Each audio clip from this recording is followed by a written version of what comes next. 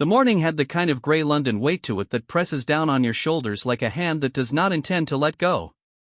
The clouds sat low and flat over the palace, the kind of sky that does not promise rain but does not promise anything else either.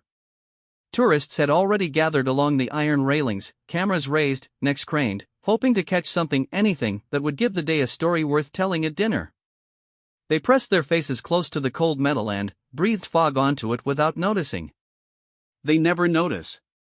That is the thing about standing outside a palace.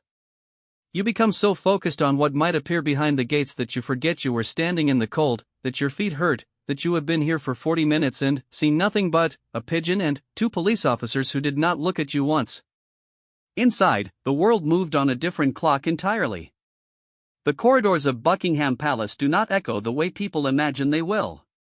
There is too much carpet, too much tapestry, too many centuries of fabric absorbing sound, swallowing footsteps, muffling voices into something that feels less like noise and more like memory.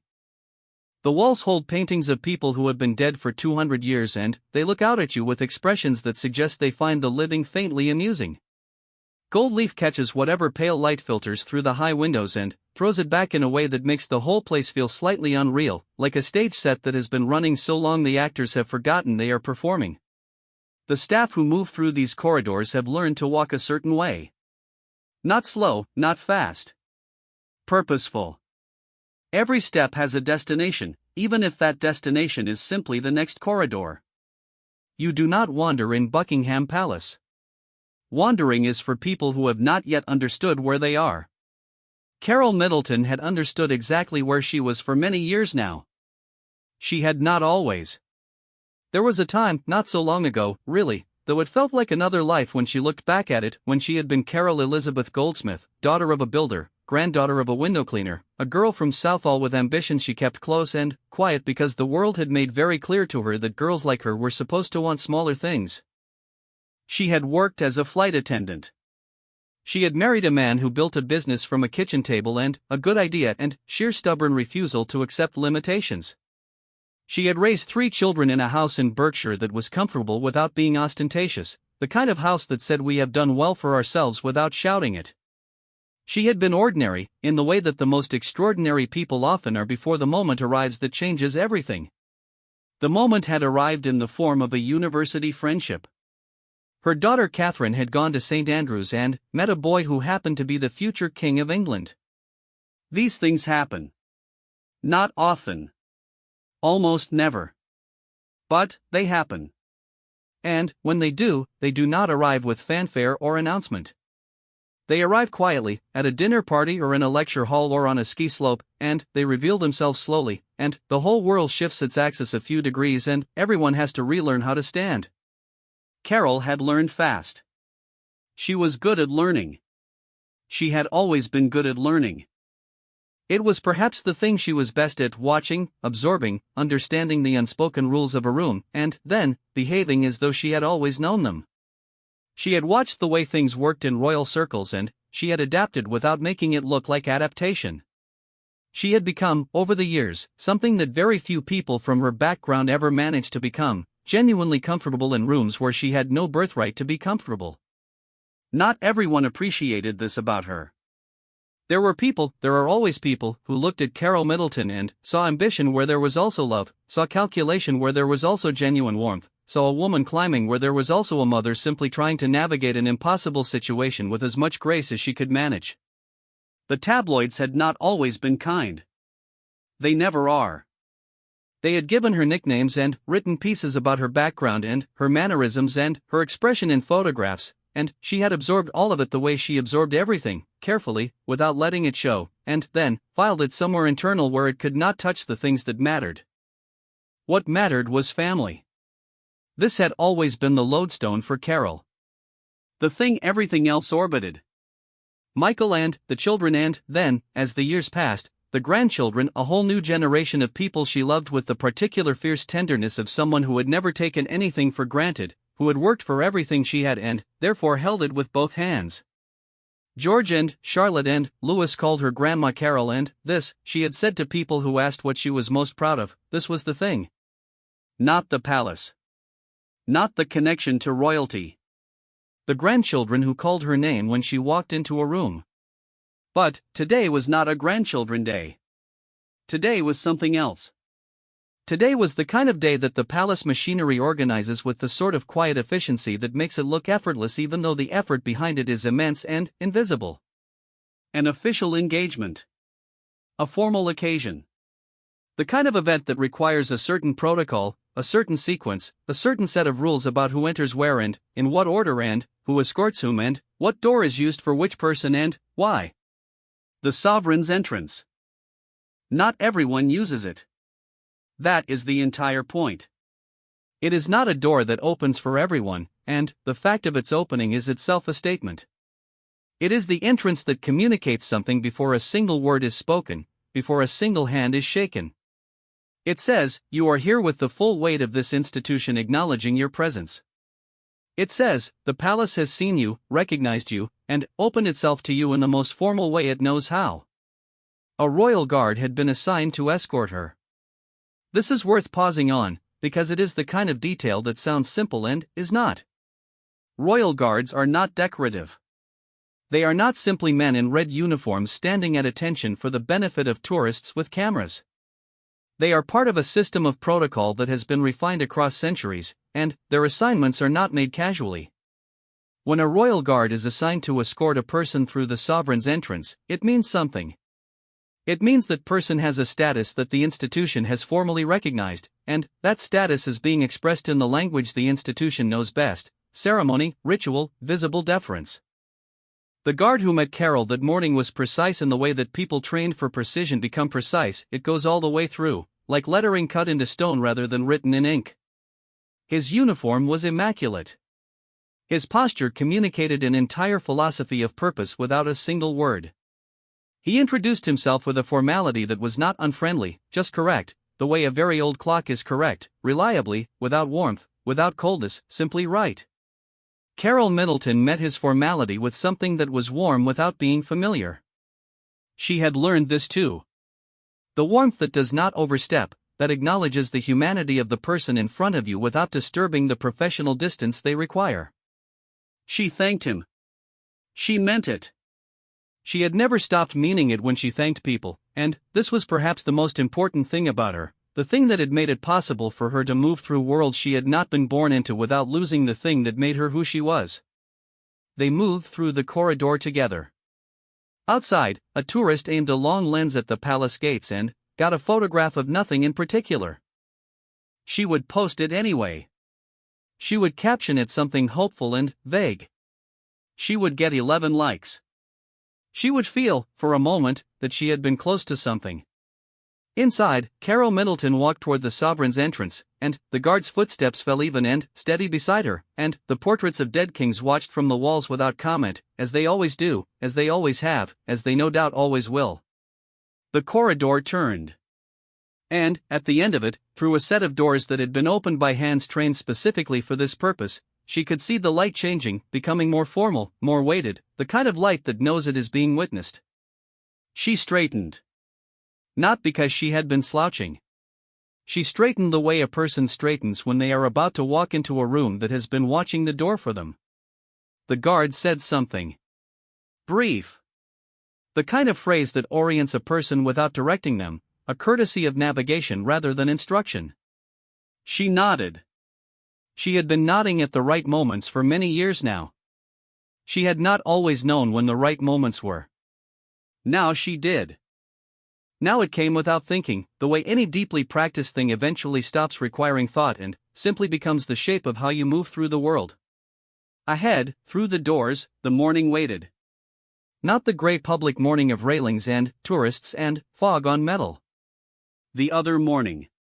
The interior morning, the one that belongs to the people who have been given entrance, who have been given the guard, who have been brought through the specific door that communicates specific things. She walked toward it. Behind her, the corridor settled back into silence the way expensive rooms do, thoroughly, completely, as if the sound of footsteps had never been there at all. Somewhere inside the palace, in a room that looked out over gardens that were still bare with late winter, someone else was watching. Had been watching for some time, actually. This is the thing about rooms in palaces. They have windows. and windows, regardless of how grand or how old or how heavily curtained, allow people inside to see what is happening outside, and, occasionally, to see what is happening as other people approach. To notice the approach. To register the escort. To see the guard walking beside a particular woman toward a particular entrance and, to understand, completely and, immediately, what that means and, who decided it should mean it and, why. Camilla, queen consort, now queen, stood at a window that was not the window she had intended to stand at. She had simply been passing through and, had paused, the way a person pauses when something outside catches the corner of their eye. And, then, the pause had extended. And, she had watched. The guard. The entrance. The woman he was escorting.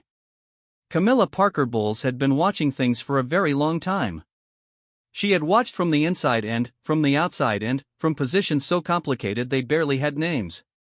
She had watched the world arrange itself around a family she had loved and, lost and, found again and, been allowed back into through a door that had been opened very carefully and, deliberately and, not without cost. She had watched herself be vilified and, then, slowly and, not without difficulty, accepted.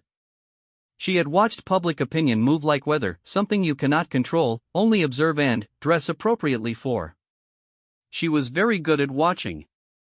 She watched Carole Middleton approach the sovereign's entrance. Her expression, to anyone who might have been watching her watch, was unreadable in the way that only people who have spent decades being photographed ever become unreadable. Whatever she was thinking, whatever the sight of that particular escort to that particular entrance produced in her, it stayed behind her eyes, behind the long history of a face that had learned not to give itself away in windows.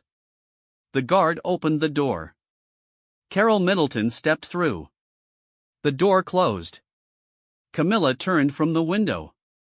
Outside, a tourist got another photograph of nothing particular and felt, inexplicably, that she had been close to something important, though she could not have said what. There is a particular kind of silence that exists inside institutions that have been running for centuries. It is not the silence of emptiness. It is the silence of accumulated purpose, of rooms that have absorbed so many conversations and decisions and confrontations and ceremonies that they have become saturated with it, dense with the weight of what has already happened in them. You feel it as a pressure rather than an absence. You feel it in your chest, slightly, the way you feel altitude, not painfully, just differently. A reminder that you were somewhere that was here long before you and will be here long after. Carole Middleton felt it as she stepped fully through the sovereign's entrance and into the interior of a morning that smelled faintly of beeswax and old flowers and something else, something indefinable, that might simply be the scent of age preserved with extraordinary care. The guard had done what was required of him at the threshold. He had delivered her, properly, completely, to the place she was meant to be. There was a brief exchange, the kind of handoff that happens at the boundaries of different jurisdictions of protocol, and, then, he fell back, his role completed with the clean precision of a mechanism that has performed its function, and the next stage of the morning began. She was met by a member of staff whose job it was to move people through the interior of the palace the way a very experienced shepherd moves sheep, efficiently, without fuss, without any visible sign that this is in fact a highly skilled task that requires intimate knowledge of both the terrain and the temperament of whoever is being moved through it. Carole followed. She had learned, in the years since her daughter's engagement had made all of this suddenly, permanently, part of her life, that following without hesitation is its own form of grace. Hesitation reads as uncertainty, and uncertainty in a palace is an announcement. People notice uncertainty the way they notice a wrong note in a piece of music they know well. The rest of the room goes on, but a part of their attention is pulled toward the wrong thing and stays there, evaluating. Carole did not hesitate. She moved through corridors she had moved through before, past rooms she had entered on other occasions, through a world that had once been completely foreign to her and had become, with time and attention and a considerable amount of quiet hard work, navigable. Not comfortable in the way that home is comfortable. Something different. The comfort of competence. The particular ease of a person who has learned the rules well enough to follow them without thinking about them. The formal rooms were being prepared. This too had its own choreography, invisible to most visitors but apparent to anyone who had seen it happen enough times to know what to look for. Staff moved with the quiet purposefulness of people who are aware that what they are doing must be finished before it can be seen to be done. Flowers arranged with the precision of architectural decisions. Chairs positioned at angles that communicated hierarchy without announcing it. Details adjusted and readjusted until they were correct, and correctness in this context was a very specific thing, not approximate but exact, because the people who would be in these rooms later would notice if something was slightly wrong even if they could not have said what it was, even if they never consciously registered it. They would simply feel a faint wrongness, the way you feel it when a picture on a wall is 1 degree off level. Everything in a palace is 1 degree off something for someone. This is perhaps the thing that people who only ever see palaces from outside never fully understand. From outside, a palace is all gold and certainty and ancient authority. From inside, it is all the human effort it takes to maintain the appearance of gold and certainty and ancient authority. People choosing flowers and adjusting chairs and consulting lists and checking the time and moving quickly through corridors in a way that will look, once the doors open, like perfect stillness. Carole moved through this preparation the way she always did, with the awareness of someone who understands what she is moving through, and the restraint of someone who knows that the preparation is not her business, that her business is to be in the room when the room is ready, not to be part of the becoming ready. She was taken to a smaller room, a waiting room in the sense that it was a room for waiting in, though it looked nothing like any waiting room she had sat in before her life had taken its particular sharp turn toward the extraordinary. This room had silk-covered walls and a fireplace that gave real heat from real wood and paintings on the walls that were not decorative in the way that hotel paintings are decorative but were instead genuinely significant, the kind of thing people cross continents to stand in front of, and here they were simply on a wall in a room where you waited for things. She sat. She was good at sitting in rooms like this. She had not always been. She could remember clearly, with the precise recall she had for moments that had shaped her, the first time she had been in a room like this, how every object in it had seemed to be watching her, evaluating her, measuring the distance between who she was and where she was sitting. She had felt it in her hands, a faint tremor she had controlled by pressing them flat on her thighs. She had kept her face arranged into something that she hoped communicated calm without communicating blankness. She had looked at the paintings and thought about what she knew about them, reaching for context, for knowledge, for any hook she could hang herself on in that room that would make the room feel less like it was trying to tell her she did not belong there. That had been a long time ago. Now she sat and looked at the fire and thought about her grandchildren, which she often did when she was waiting, because thinking about her grandchildren was the most stabilizing thing she knew how to do. George, with his gravity and his father's seriousness. Charlotte, with her mother's composure and her own particular sparkle that was entirely her own, not inherited from anyone, just hers.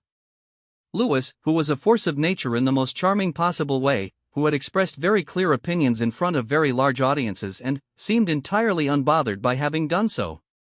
She smiled at the fire. Outside this room, in other rooms and corridors and the deep institutional arteries of the palace, other things were happening. Not all of them had to do with the formal occasion.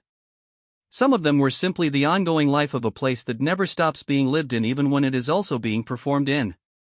Camilla, Queen Consort, the title still had its complications, its history, its weight, the full tonnage of everything that had led to it was in the middle of her own mourning.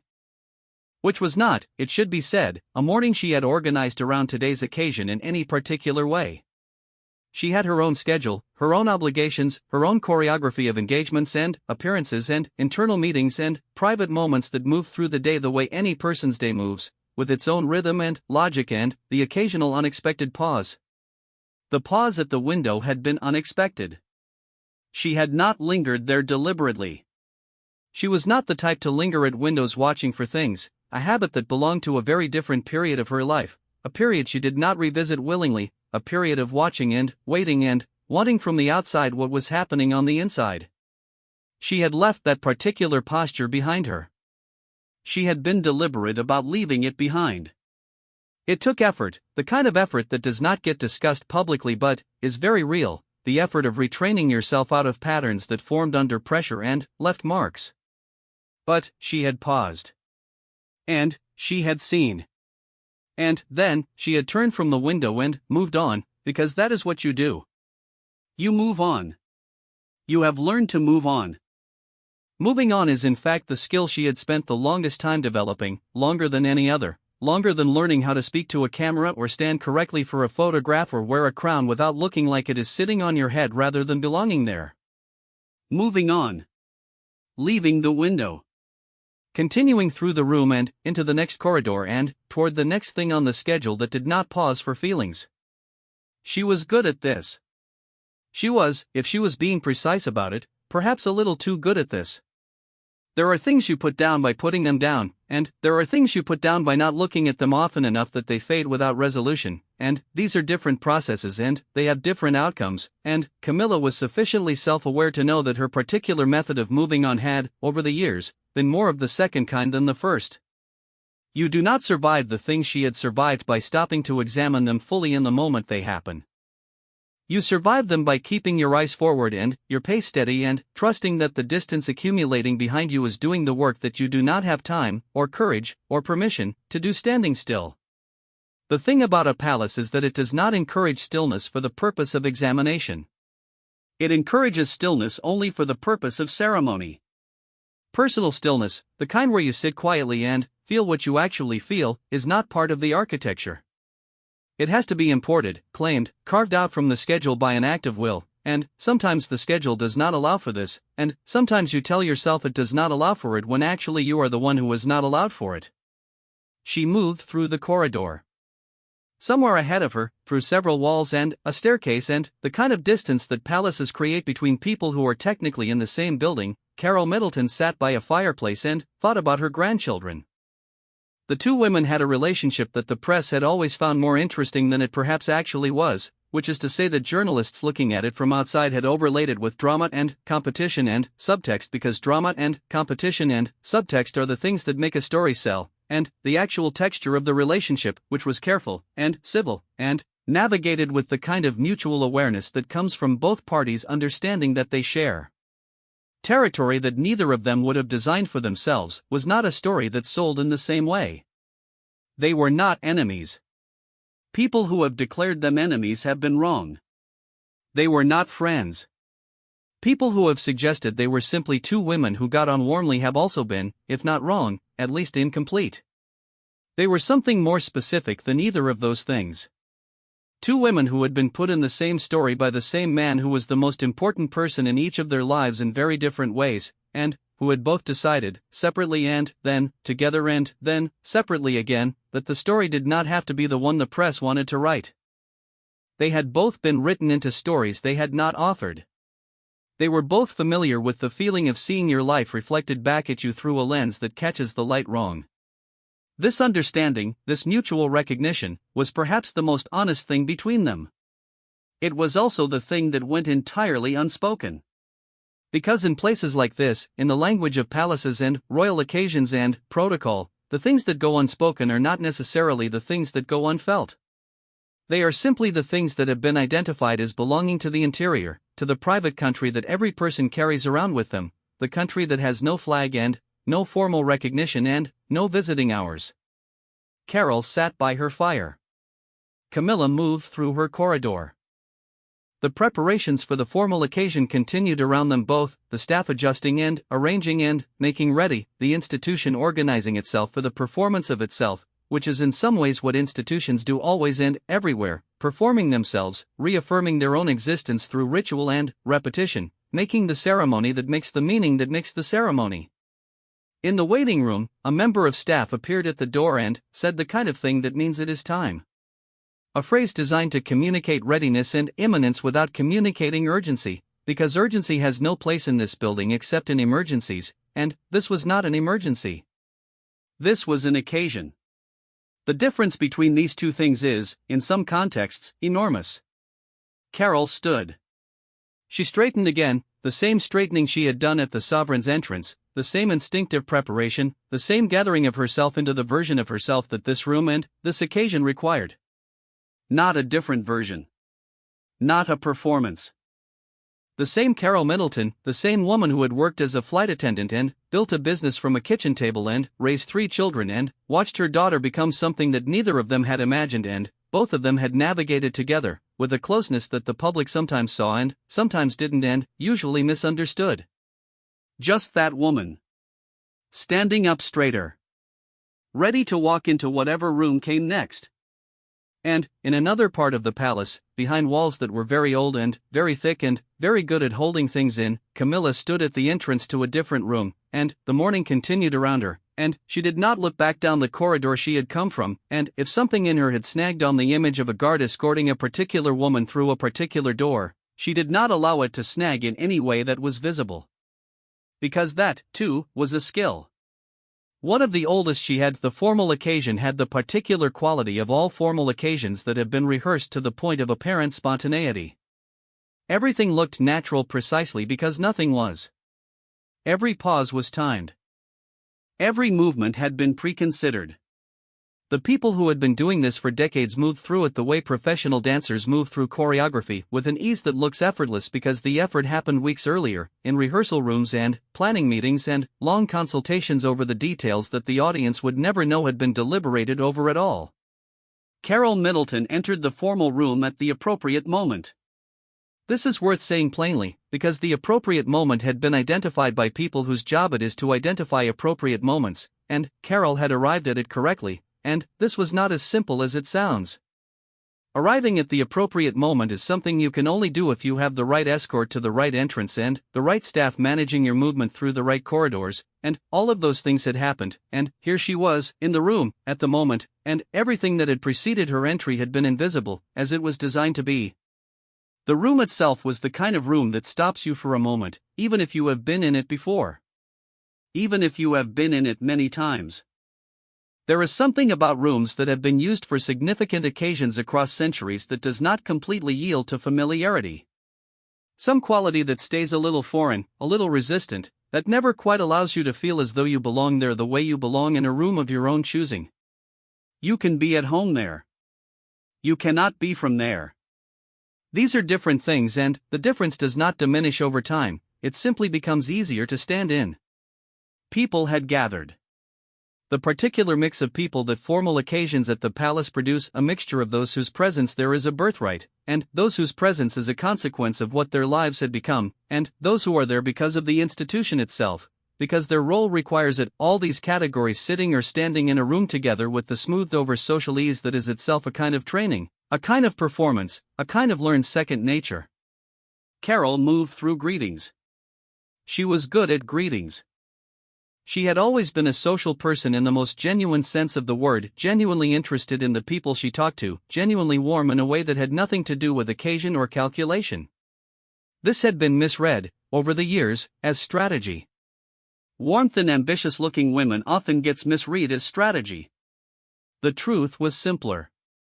She simply liked people. She had always liked people. She had spent her working life before her life changed in jobs that required and rewarded the kind of genuine human engagement that the cold-eyed interpretation of her character that sometimes appeared in print could not account for, because genuine human engagement is not compatible with the cold-eyed story, and the cold-eyed story was the one that sold. She found her place. Across the room, through the very specific social geometry of formal occasions, the clusters of conversation, the drift of people from group to group, the way a room like this organizes itself according to invisible rules of status and relationship that everyone present understands and no one acknowledges, she was aware of another presence. Camilla. They had seen each other. Not met eyes, not had the kind of deliberate visual exchange that would be registered and commented upon and turned into something it was not, but simply registered each other's presence in the room the way that two people with a long and complicated shared context always register each other, the way your body knows before your conscious mind processes it, the way peripheral awareness has a longer memory than conscious attention.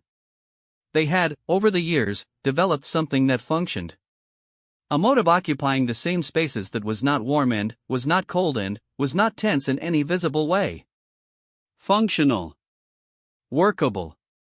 The kind of equilibrium that two people reach when they are both intelligent and both invested in not making a difficult situation more difficult and both aware that they are watched so carefully that any deviation from functional equilibrium will be immediately detected and immediately inflated into something larger and more dramatic than it is. Functional equilibrium is underrated. It requires more skill than either warmth or coldness. Warmth requires only goodwill. Coldness requires only distance. functional equilibrium requires sustained awareness, sustained control, sustained willingness to make 100 small accommodations every day that add up, over years, to a relationship that is not friendship but is also not its absence, that is not peace but is also not war, that is simply the complicated reality of two people whose lives have been permanently knotted together by a family that they both, in their very different ways, love. Camilla's morning had not, it must be said, been entirely unaffected by the window. This is the honest part. Not in any large or dramatic way. Not in a way that required management or produced emotion that needed to be suppressed with effort. Just a quality to the morning that it would not have had otherwise. A slight, barely perceptible awareness of something she had tried, with her very well practiced instinct for forward motion, to simply deposit in the past and move on from. The thing about the sovereign's entrance, specifically, is the statement it makes. She knew the statement. She had been inside the institution long enough, had in fact been in and out of the institution for long enough, had known the interior of this building in ways that went far back, ways that wound through decades and, through a period that had also included watching from outside, had included the reverse of what she had done at the window that morning, to understand the statement fluently. The statement was, this person is recognized. This person is here with full institutional acknowledgement. This person has a status that the palace is choosing to make visible. She had her own complicated relationship with that statement. She had spent years being the person to whom the statement was not made. She had spent years watching others receive what she could not. And then, slowly and deliberately and not without enormous public difficulty, she had become the person to whom the statement was made in its most formal possible register, the Queen's entrance, not simply the sovereign's, but the entrance of the new sovereign herself, who was now her husband. She had arrived. So why, watching Carole Middleton walk through a door, had something moved in her? This is the question she did not ask herself explicitly, because explicit questions of this kind are not in keeping with her particular method of processing things, which tends toward the intuitive and the embodied and the deliberate not looking at it too directly. But the question was there, the way questions that have not been spoken are still present, still taking up their quiet space in the internal architecture of a person's awareness. And if she had asked the question, and sat with it honestly, which she did not, which she rarely did about things of this kind, which was one of the things she had never entirely resolved about herself, the answer might have been something like this: there is a kind of recognition that is institutional and there is a kind of recognition that is intimate, and the most significant thing about Carole Middleton is not that she has been given the first, which is real and meaningful and not a small thing. It is that she has been given the second. She has been given it by the children who call her Grandma Carole and run to her when she walks into a room. She has been given it by a daughter who chose her, in all the impossible positions that daughter has had to navigate, to stand close to. She has been given it by a family that could have kept her at arm's length, that has, in the histories of such families, almost always kept the parents of incoming spouses at arm's length, has kept them in their own category, appreciated but separate, warmly regarded from a comfortable distance. Catherine had not done this. Catherine had kept her mother close in a way that the institution had had to accommodate rather than the other way around, which is unusual, which is its own kind of statement, which represents a kind of love that is not decorative or performative but is operational, is genuinely the way they move through the world together, closely, with the particular ease of two people who have not simply been assigned to each other by birth but who have actively chosen each other over and over again in the face of pressures that push in other directions. Camilla knew about choosing people over and over in the face of pressure. She had done it herself. She understood it from the inside in ways that very few people could. This was the thing that moved in her at the window. Not jealousy. Not resentment. Those would have been simpler, and she had long since moved past the period of her life where simple negative emotions were available in their pure form, uncut by complexity and self-awareness and the fundamental decency that was also genuinely part of who she was, beneath everything that the press had laid on top of it. Something more like recognition. The recognition of a woman who has been loved well and chosen deliberately by someone whose love was hard-won and freely given and constitutes, in the end, a more durable form of belonging than any entrance or any escort or any amount of institutional acknowledgement. The formal occasion continued. Speeches were made in the register that formal occasions require dignified, purposeful, historically aware, the language of people who know that what they say in rooms like this joins the long record of what has been said in rooms like this, and who choose their words accordingly. Carole listened. She was good at listening. She had always been a good listener, which is perhaps part of why she had always been genuinely liked by people who actually knew her, regardless of what was said about her by people who did not. Listening well is not a common skill. It requires setting down your own interior monologue, your own next sentence, your own agenda, and actually receiving what another person is communicating. Carole had learned this early, in the years when she had needed to read rooms quickly, to understand what people needed from her before they said it, to be present and useful and warm without being overwhelming. She had passed this on to her children, the quality of presence. The willingness to be in the room you are actually in, rather than performing a version of yourself in the room while your real attention is somewhere else entirely. The occasion moved through its stages the way occasions of this kind move, with a kind of stately forward momentum, things happening in their proper order, each element giving way to the next with the smoothness of something that has been carefully sequenced by people who think about sequencing as their primary professional function. There was a moment, toward the middle of it, when Carole and Camilla occupied the same conversational space. Not a bilateral exchange, there were other people present, other voices, the diffuse social fog of a formal event where conversations happen at the periphery of events rather than as the event itself. But, the same space, the same few feet of room, both of them present simultaneously in the kind of proximity that requires a response of some kind from both parties. The response they gave was civil. Warm enough to be genuine. Contained enough to be appropriate.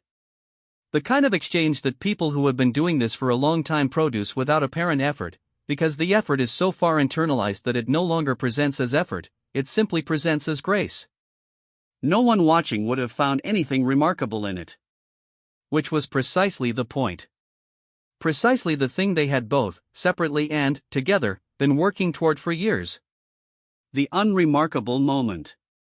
The moment that does not produce a photograph or a headline or an interpretation. The moment that is simply two people in a room together, navigating it with dignity, refusing to give the watching world the story it was always hoping to find between them. The morning continued beyond the formal occasion, as mornings do. Events conclude and people move out of the rooms they have been in and into other rooms or into cars or into the rest of their days, which go on regardless of the grandeur of where the morning was spent. You go from a palace to a parking lot. You go from chandeliers to the ordinary light of an ordinary afternoon.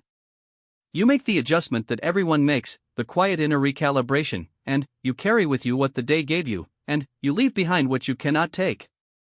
Carole Middleton was driven through London in the way that days like this end, in the car, in the quiet, with the city passing outside the windows at the particular pace that London traffic produces, which is sometimes fast and sometimes not and often both within the same block.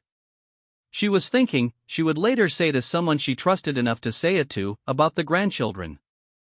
She was thinking about the weekend, which was coming, and which would involve a garden and a certain amount of noise and a certain amount of mud on small shoes and a certain amount of laughter that bears no resemblance to the laughter of formal occasions, which is contained and appropriate and real but is not the same thing as the laughter of children in a garden, which is uncontained and inappropriate and also real in a completely different register.